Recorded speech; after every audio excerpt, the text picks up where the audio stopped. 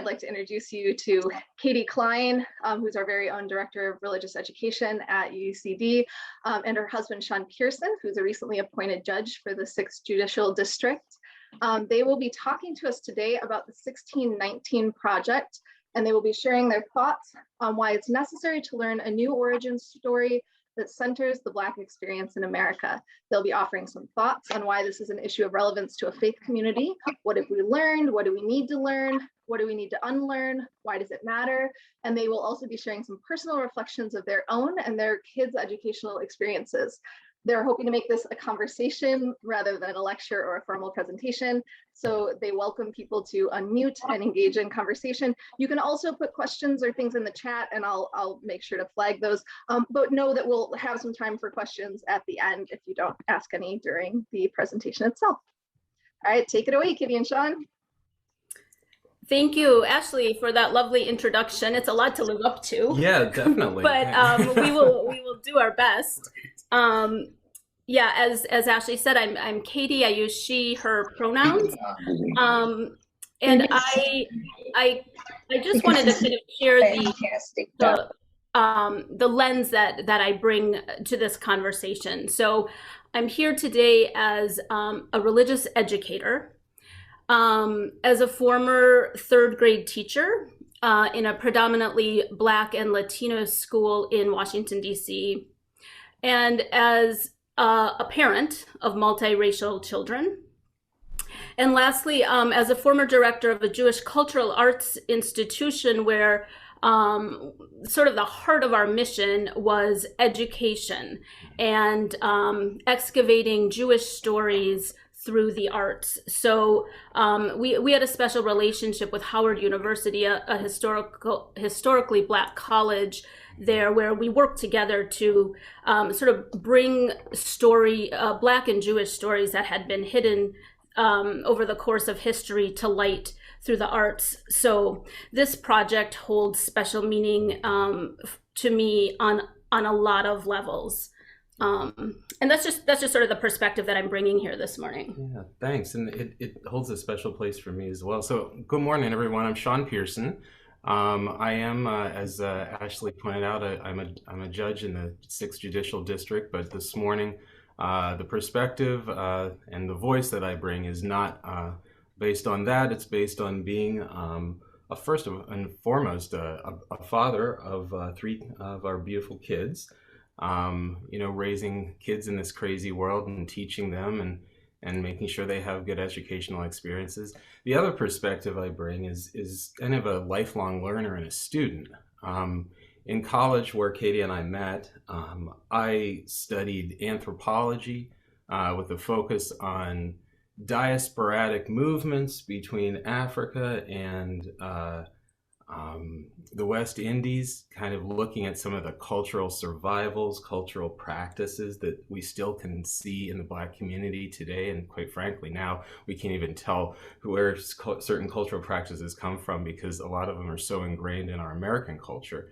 And then after college, I pursued law school and to learn a lot more about how some of the things that we're talking about today with the 1619 project really evolved into what we see as the American legal system, the American kind of social experiment, and how educating kids in today's world either draws from that or somehow doesn't. And why doesn't it, right? And what resources do we have as parents to educate our kids and give them a very clear idea about the past? An honest and clear idea so that we can all move forward together in a community. Yes, so thank you, Shawn, for that. And we'll move into sort of just talking a little bit about the project. This is the book, the 1619 project that we're referencing here. And if you want to just maybe raise a hand if you've heard of this project, if you've had some exposure to it.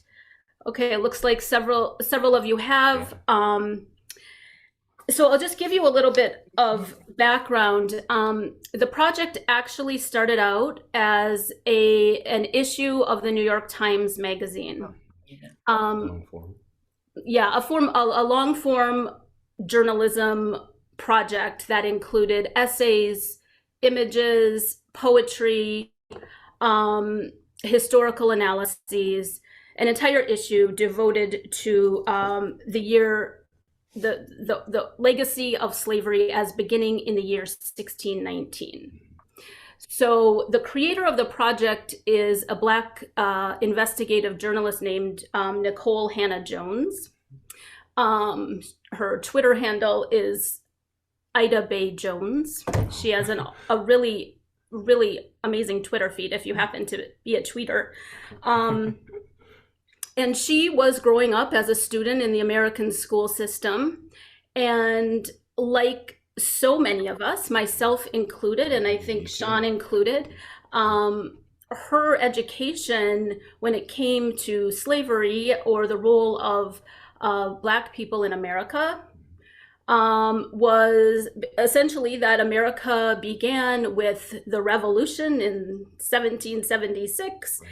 And then there was this problem with slavery and it was bad, but Lincoln freed the slaves. He fixed that. And it kind of, then there was a lot of invisibility and erasure, frankly, up until the civil rights movement when there was sort of a problem with drinking fountains. Right. And bump in the road there. Some bumps in the road. Martin Luther King came along. He gave a gorgeous speech. Right. And all has been well. Barack Obama's president, here we are. Right. So when she took an elective as a high school student, an African American Studies elective, and the teacher said, well, the first ship of enslaved Africans actually came to this country in the year 1619. That dropped like a bomb for her because it felt like a piece of her history that she had never known before and had been revealed. Right. Well, and one of the other experiences she talks about, this is kind of like an extended book review, I guess, like kind of a discussion, but she also has a children's book as well. And one of the experiences on the first page of that children's book that kind of she starts out, because to be really clear, this whole project isn't just one book. It's not just two books. It's not just one article. It's kind of it's a whole series and kind of developing. So it's kind of a fun way to spend some pandemic downtime, quite frankly, and a useful way to do it. One of the experiences that she starts off the children's book with is a common experience that probably everyone on this chat can relate to, which is you're sitting in grade school and the teacher says to you, draw a flag that represents your family's background or ethnicity or culture. Tell us about, or even worse, here's this blank family tree. Why don't you fill out all the branches as they, go back about 5 or 6 or 10 generations as far as how far they go back. And what that does for a lot of kids, particularly Black kids, is it cuts off that kind of communication and discussion because it leaves you with an empty hole. If you don't know where your background is from, you feel left out in the discussion. And when I was starting to read about this, it was ironic to me, really stingingly ironic, that an educational system that has kind of squeezed out a lot of the really detailed facts about how we got here is the same system that's kind of pushing that kind of absence of history back in certain students' faces. And that's how I experienced it as a kid. That's why I felt there was a large hole that I tried to fill in high school, in college, and law school, and I'm still filling today with knowledge. And that's kind of how we, as parents, we've kind of approached educating our kids and trying to find as many resources as possible to fill that gap. Yeah, and both of our older children were given this assignment, and both of them found it very distressing. And it led to us as parents just to search for resources and ways that we can teach them an accurate history of their lineage. So when we saw that this project came about, we were just so overwhelmingly grateful that it exists, that we have it now for our younger daughter, Amelie, who has not had this assignment yet, but I would be surprised if she doesn't. And I did want to just share with you the first couple paragraphs of the New York Times issue that's devoted to this subject. And as Shawn said, the issue is chock full of historical essays. It's very dense, but it is available online in its entirety. When was this from? So this was initially published August 2019. So it was published on the 400th anniversary of slavery in the United States. Or in particular, one specific ship, the White Lion, arrived on the shores of. Well, why don't you read it? I'll read this little excerpt, but there you go. Yeah, I heard the author speaking, and she said she was, she works for the New York Times. She was in the pitch room with her editor, and they were looking for stories for the magazine. And she said, well, how about we do an issue devoted to the 400-year anniversary of slavery in the United States? This whole table of journalists and academics and thinkers, not one of them knew that we were approaching that anniversary. And so immediately they said, we need to do this. And of course, the issue did end up winning the Pulitzer Prize. So I'll just read just briefly. Maybe I'll read the first and you can read the second. Yeah, sure, okay. Sure, go ahead. The cover of the magazine, it's a bit ominous. You can't really see it on. Probably can't see you it. Can't see it on video. It's a picture of the ocean. And it says, in August of 1619, a ship appeared on this horizon near Point Comfort, a coastal port in the British colony of Virginia. It carried more than 20 enslaved Africans who were sold to the colonists. America was not yet America, but this was the moment it began. No aspect of the country that would be formed here has been untouched by the 250 years of slavery that followed. On the 400th anniversary of this fateful moment, it is finally time to tell our story truthfully. It's not a year that most Americans know as a notable date in our country's history. Those who do are at most a tiny fraction of those who can tell you that 1776 is the year of our nation's birth. What if, however, we were to tell you that this fact, which is taught in our schools and unanimously celebrated every 4th of July, is wrong, and that the country's true birth date, the moment that its defining contradictions first came into the world, was in late August of 1619. Though the exact date has been lost to history, it's come to be observed on August 20th. That was when a ship arrived at Point Comfort in the British colony of Virginia, bearing a cargo of 20 to 30 enslaved Africans, and their arrival inaugurated a barbaric system of chattel slavery that would last for the next 250 years. This is sometimes referred to as the country's original sin, but it is more than that. It is the country's very origin. So, interesting stuff. And so I don't know how you'd like to engage the group. Perhaps, we could go around, and if people would like to share about some of their experiences, kind of broaching this subject growing up throughout their lives. It's one of these things where this ship was called the White Lion, but I call it the elephant in the room, because a lot of folks, we've all been through school. We've all had this massive gap in our knowledge because these issues have not really been kind of neatly packaged into any particular curriculum. And it'd just be curious to get a discussion going. Anybody want to share? Kathy, do you have your hand raised? Kathy Peterson? Oh, it was Yes. Helter. Oh, okay. I do not, but Kathy Peterson does. No, okay.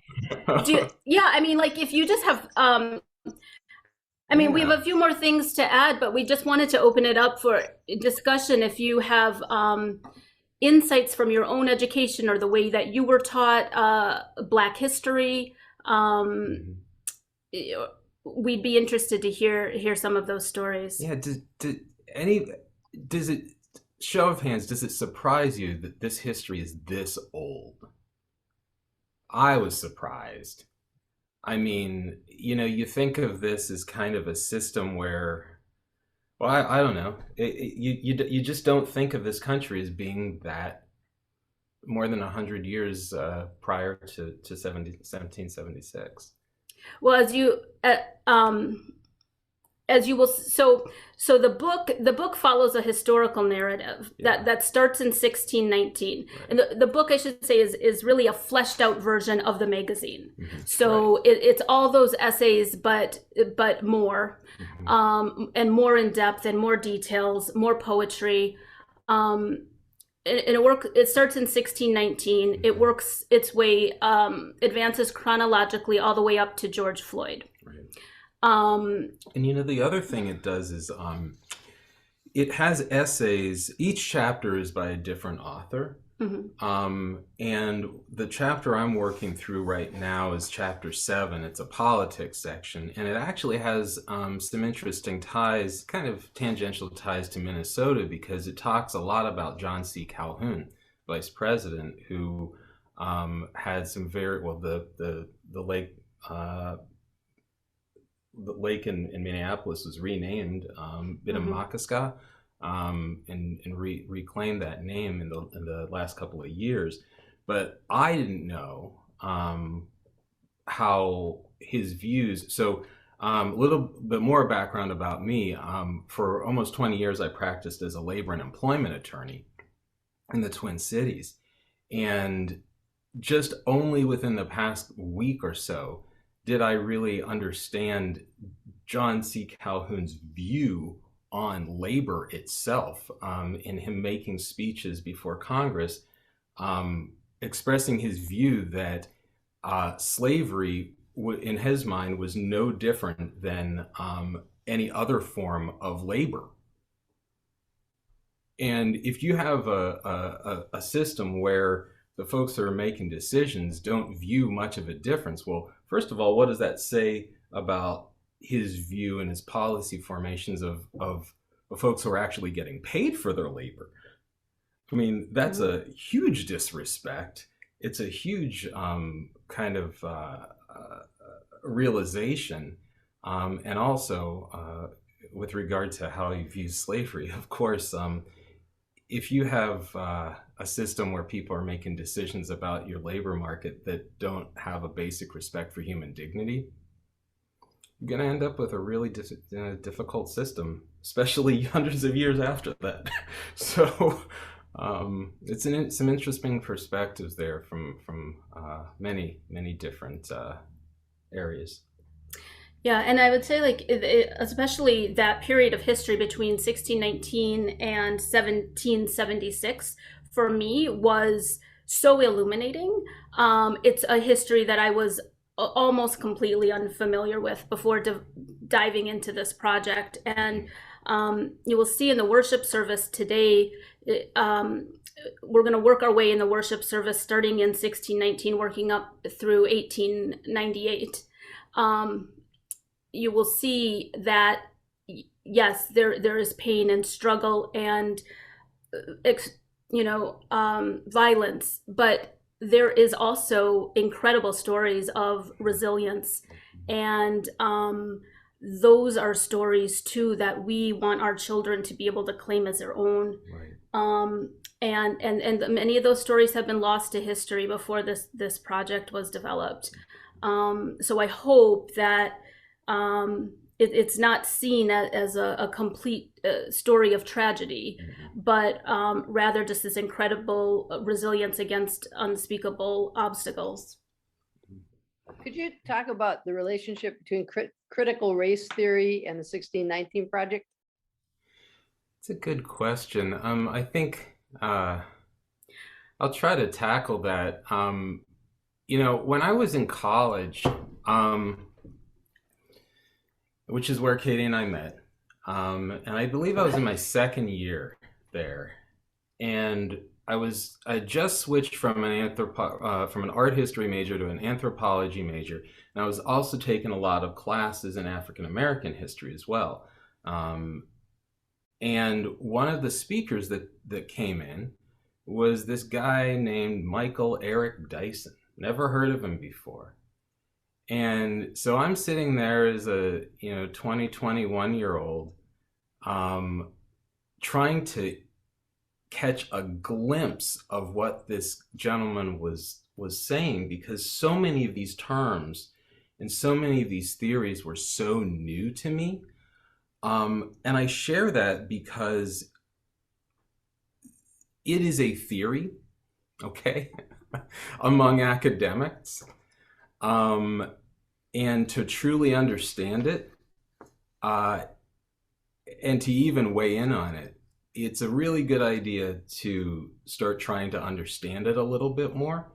I don't profess to have a complete knowledge of it, but my understanding of critical race theory is seeing our world today through a different lens of history, such as what we're kind of talking about today, versus the kind of muted or selectively excerpted history that we're generally taught in most of our educational institutions, public, private, otherwise. And looking at the development of our systems through the lens of our economic and social development of our country, in that lens, versus a purely, you and I were talking about this last night. You'll see these differences between North and South. I think the general understanding is in the South, the Civil War is taught in a different way that's taught in northern states. So this is the War of the States. This was an economic issue, and in the North, it's taught as more of a social issue. I don't understand why there's a difference and why there's a cleavage between the two, because once you separate those two, then reintegrating them becomes somewhat of a cognitive dissonance. Because if this is all about economics, well, it doesn't explain why there were anti-miscegenation laws that would have prevented people from being married, such as me and Katie, such as my mom and my dad, and some of those laws still being in place as late as 1967 in this country. So critical race theory tries to look at how our country is today through the lens of more of a holistic view of race, the construction of race, and how that has affected the development of our country as a whole, and not in these kind of, well, this is the economics, this is the social, because we can use language to justify or to kind of mask the development of those things. But I think what the 1619 Project is doing is it's really taking a very holistic view of that. You had asked the question of how does that relate to it? I think it's part and parcel of it. I think it's a newer view that, well, frankly, it's actually not that new of a view. If you look at W.E.B. Du Bois, Booker T. Washington, some of those older kind of perspectives on it, you'll find nuggets of it. But really, these days, with the democratization of information through the internet, the democratization, which means, in my mind, sharing of all this information so that we can have a more holistic view. I feel So it like looks like Yeah. Oh, I I'm feel so like sorry, talking Shawn. too much. We're starting to get a lot of questions in the queue, and I just wanted to see if you wanted to Yeah. hear those out a little bit. So we've got Where's the at least queue? it looks like we've got 3 on the floor and 1 in the chat. The first one that I saw was Gay, your question, and then we can go to Will's, and then Stacy, and then Judy. Okay, before we move to those questions, I just really quick wanted to, one point, Kathy Heltzer, as you probably know, the 1619 project has been, latched onto by the right as something that is very dangerous, and it has been banned in many states and will likely be banned in many more in the next few months. The curriculum has been banned from schools, and it's not hard to see why this is threatening to our system here, right? Like, dangerous is an interesting word. If someone's telling you that more information and more knowledge is dangerous, you immediately want to start questioning the source of that criticism. yeah, right. So. And I mean, in fact, the author said, she never would have dreamt when she put this out. She knew there would be resistance, right? Because if you say that the origins of America is not a story of freedom, but a story of slavery, we have a problem on our hands, right? We have some reckoning to do. Well, we also have cognitive dissonance too, because it's not, it doesn't escape the I want to remark about this. Half the people, or more than half the people in this call, wouldn't have had the right to vote under, you had to be a land-owning white male to vote, even up until 1924. Yeah. It wasn't even until the 1970s that women could even get credit on their own without a co-signer. And so, I think the dangerous nature of this information relates to people's vested interests in keeping it suppressed, perhaps. Yeah, for sure. Okay, so who had the first question, Ashley? Oh yes, that was Gay, and then we'll go to Will, and then Stacy and Judy. During COVID, actually, I spent many weeks reading the 1619 project, and if you read the essays, read it and then think about the essays. It's exactly what you're saying, is that it's knowledge that makes a person, in my mind, need to take responsibility for some of these things, because it showed how institutional racism is a part of everything of our country. And when you look through that lens, then I think the responsibility comes back to all of us to pay attention to that. And that is threatening to a lot of people. But I suggest that anyone who really has not read any of the essays, just start with one. Yeah. And it just opens every door. It talks about the medical community, about redlining, about every part of government. And to me, then, the responsibility, once you know those things, I think that's why some people don't want to know them, because then there's a responsibility to change. Yeah. Thank you so much, Gay, for sharing that. There is a discomfort in a lot of this, and Gay, you mentioned the word responsibility. I think some of the criticisms that you kind of hear in the media are that people are somehow blaming, in all of this, and I'm not seeing that at all. I see that the responsibility, just as you said, Gay, which is the responsibility is for us as Americans to know this history. If we know this and we're still making, decisions based on false narratives, and, just the one example that I mentioned, just naming a lake after some, a fairly controversial figure in history, we probably wouldn't have made that decision knowing what we know now. So it is a responsibility to know our history. Yeah. Will's question from the chat says, tell us how that first slave ship in 1619 found its way to the Americas and not other parts of the world. What was it that resulted in America being such an area that depended upon the growth and entrenchment of slavery? Ooh, well, I think that's the best answer to that question lies in the book, but in a word, pirates. We were talking about this last night. Yeah, it was bound originally for Portugal. It was they were stolen off a Portuguese ship, I believe, by a Dutch ship. I think that's what it said. Yeah. It was an act of piracy. Right. But the first video, if you log on to the worship service, which I really hope you do, the first video talks about how, Will, as you mentioned, the transatlantic slave trade was not new in 1619. What was new is a specifically racialized form of slavery where in North America. So that is what is new, and settlers here saw this as an opportunity for a labor force that was easily phenotypically identifiable,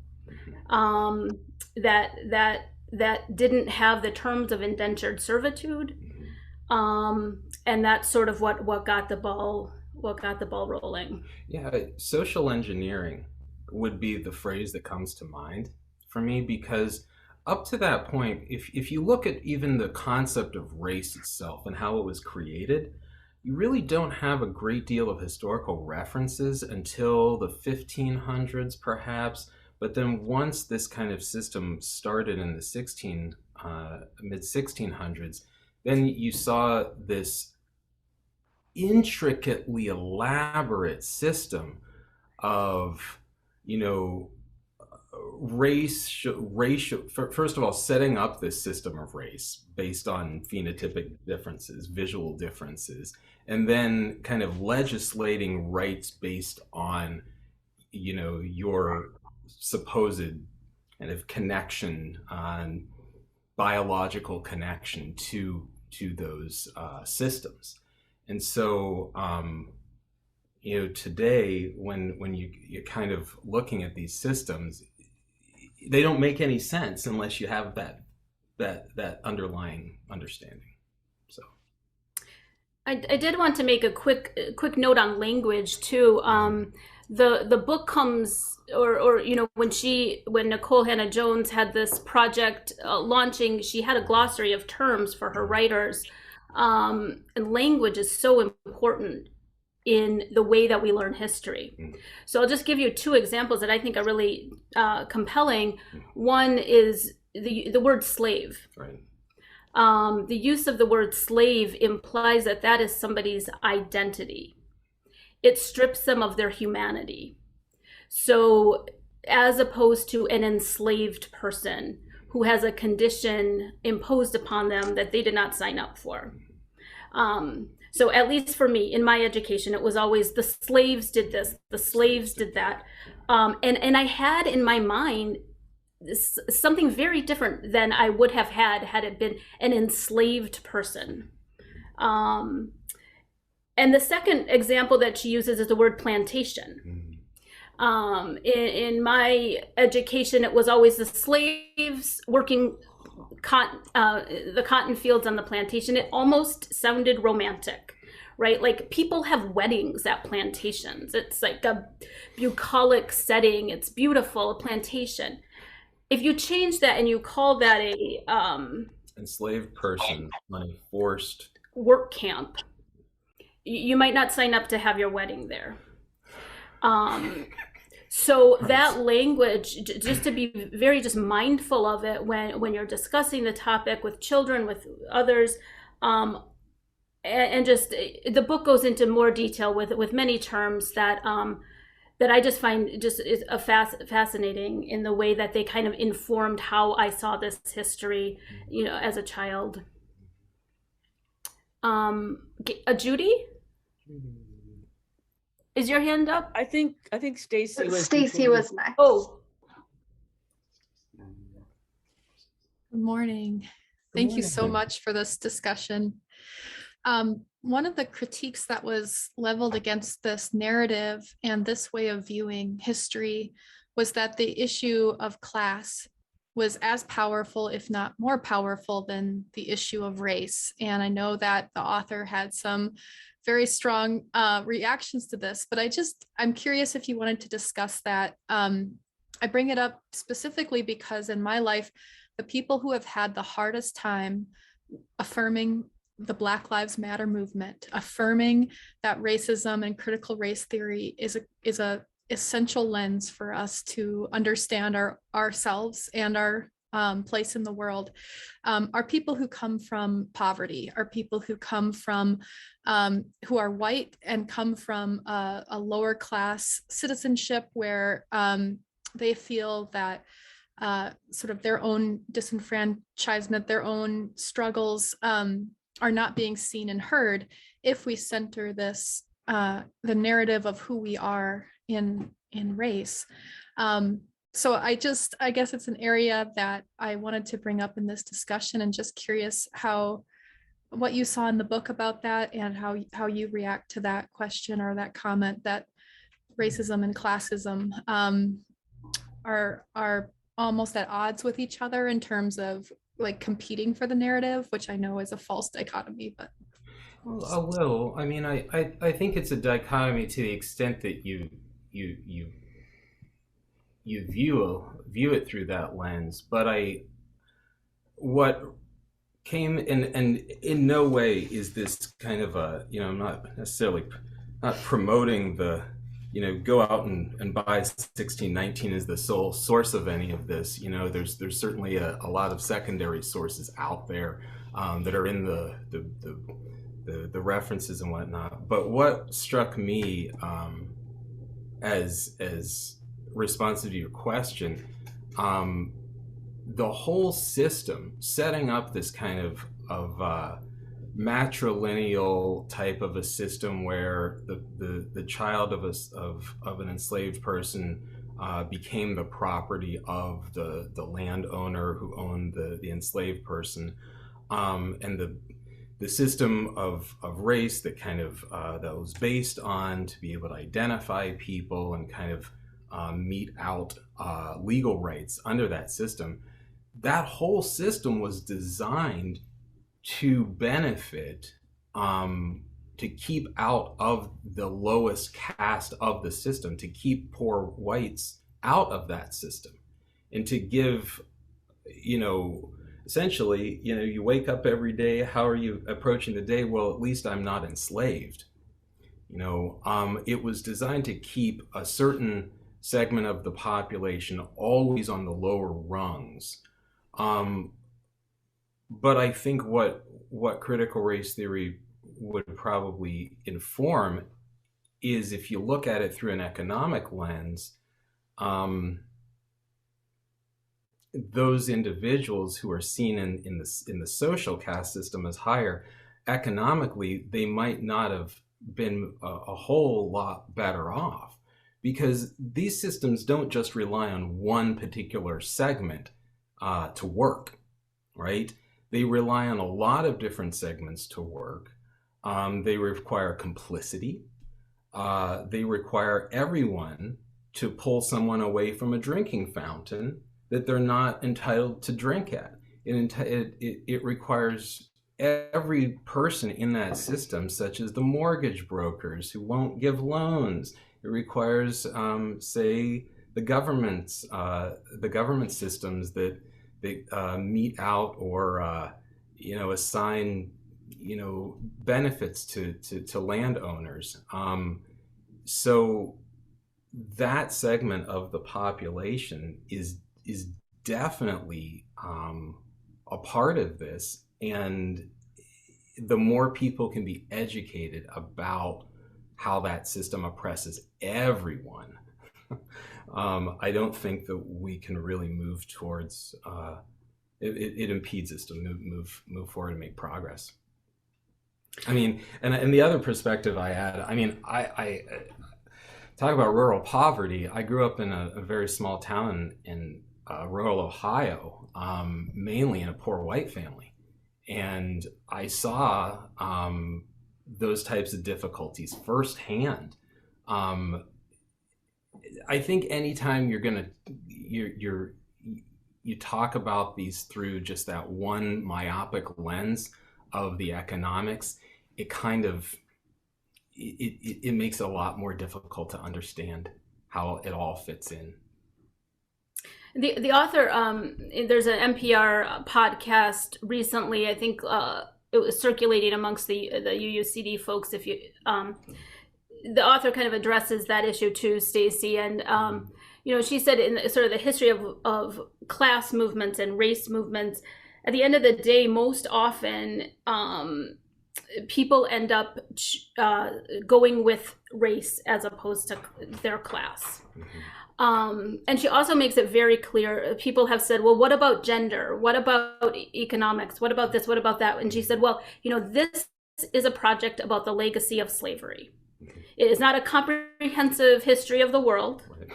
It is specifically a project devoted to the legacy of slavery in America and how, that first ship of enslaved people that arrived in 1619 has informed every system that we exist, the water that we drink, the air that we breathe here in America. Mm-hmm. So that's just her focus, and there are books like other books that what Cast. No, I gotta run. Dying of Whiteness. That's a good. Dying of Whiteness is a fantastic read. If you don't know, I don't have my phone with me. It's by Nathan. I forget his last name, but Dying of Whiteness. If you that volume speaks directly to those types of issues, and yeah, so that's the best answer that I could ever come up with regard to that question. Yeah. So unfortunately, I actually have to run to the worship service, which starts in 15 minutes. Right. But maybe if you have you all can stay on and chat if that's something you do. Or else, of course, feel free for, email us, or we can have a part two. Yeah. I do just want to say quickly about the worship service. As I said, we're going to make our way through this chronology, starting in 1619, working all the way up through George Floyd. It will take 2 services to make our way through. The skeleton of the service is these historical events, and then a poem or a video or an image that responds to that event. So that's the general structure. It's untraditional, and I'm hoping that just the delivery of a worship service that is a different structure is in and of itself sort of an example of how we need to do things differently, right? And that can be unnerving. Mm-hmm. There's no traditional order of service. It can be even a little scary, but that's just kind of part of the work we need to do. Mm-hmm. And Bruce is going to mention in his opening words that there are disturbing images included in the service. They're also included in the book, and the author makes a point to say that it's hard to look, right? But we can't look away either. That being said, if you are in a place right now where engaging with those images feels like it would be detrimental to your mental health at this time, then I think that's a decision that feel free to make for yourself right now.